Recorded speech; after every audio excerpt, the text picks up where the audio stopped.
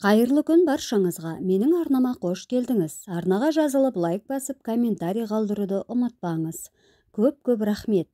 Нұрдың Шиш пайғамбарға көшуі.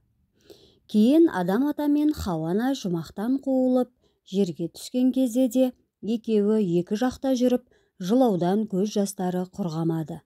Тілдері Құдайдан кешірім тілеуден босамады. Адам ата қайғыдан басын көтере алмады. Бір күні Алладан: «Ей Адам, көтер басыңды» деген әуез келді. Адам жоғары қарап еді, бір заманда өзі мекендеген пейіштің маңдайшасынан «Ла илаха иллалла Мұхаммаду Расулла» деген жазуды көрді. Сонда Адамның Хауа ананы алған кезде Мұхамбетке 10 рет салауат айтқаны есіне түсіп, егіліп жылады. «Я Алла, мені ақырдың пайғамбары Мұхамбеттің құрметіне күнәмді кеш» деді. Алла тағала: «Кештім. Мұхамбеттің шарапатынан бүкіл ұрпағының күнәсін кешіріп, пейішке қайта кіргіземін. Дидарымды көрсетемін. Шарты, ұрпағың хақтың жолына бекем болсын. Мұхамбетке салауатты көп айтсын» деді. Осыдан бастап, егер пенде күнә жасап қойса, қашан ол Мұхамбетке салауат айтпайынша, оның күнәсі мағрифат етілмейтін болды. Адам ата дүниеден өтерінде Шишті шақырып, Алланың осы сөзін ұлына өсиет етті. Ол: «Әй Шиш, бұл өсиетті жадыңа тоқып, ұрпағыма жеткіз. Бұл жаһанға жан беріп, тіршілікке мән беріп тұрған бір ғана Мұхаммедтің рухы. Барша ғалам тағдыры соның рухына ғана байланған. Бұл дүниені ақырға дейін рахметпен ұстап тұрудың жалғыз ғана жолы бар. Ол жол Мұхамбеттің әділдік жолына адал болып қалу. Сондықтан да оның нұрын көздің қарашығындай сақта» деді. Сосын ұлына жұмақта көрген өзінің естеліктерін айта бастады. «Мен жұмақты аралап жүріп, Мұхамбеттің есімі жазылмаған бірде-бір зат көрмедім.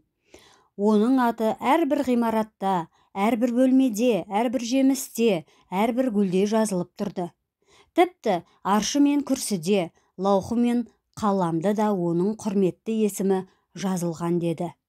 Шиш: «Әке, сен екеуінің қайсысың артықсыңдар?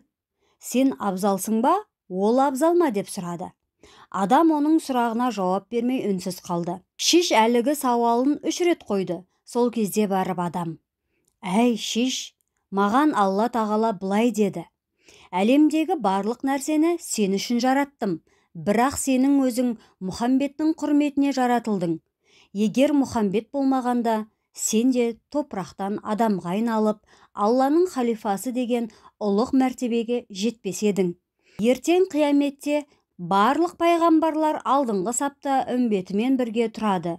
Мен сол кезде Мұхамбеттен 2 саты кейін тұрамын. Әке, неге екінші болып сіз тұрмайсыз? Себебі екінші сапта оның зайыбы Хадиша тұрады. Оның зайыбының да дәрежесі сенен ұлық па?» «Иә, Хадиша ібілістің азғыруына ешқашан ермеген. Керісінше, ол сайтанмен күресте еріне сүйеу болған. Ал менің зайыбым Әзәзілдің азғыруын дер кезінде ақылмен айыра алмады. Оның тіліне еріп, мені де қара басты. Алланың тыйым салынған бидайын жеп қойдық. Екіншіден, өзің де жақсы білесің, адамның жүрегінде бір сайтан және бір періште болады. Мұхамбеттің жүрегінде қос періште қатар отырды. Яғни оның сайтаны одан жеңілді. Иман келтіріп мұсылман болды. Мұхамбетке серік болып періштенің қызметін атқарды. Ал менің сайтаным өле-өлгенше менімен қастасып өтті. Жұмақта жүргенде бір әсем дауыс естейтінмін.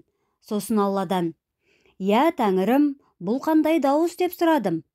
«Бұл Мұхамбет нұрының зікірінің даусы» деді. Мен ол нұрдың даусын естігенде барша денем балқып, бір ләззатты күй кешетінмін.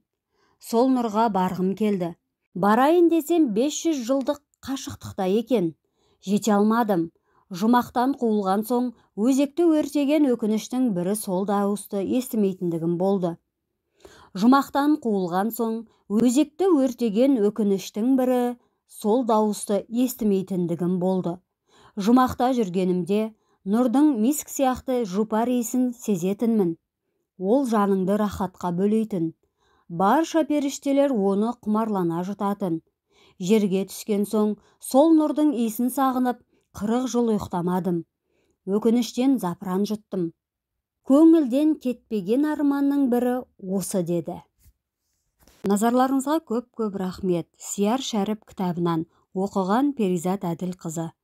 Алда қызықты әңгімелер күтіп тұр.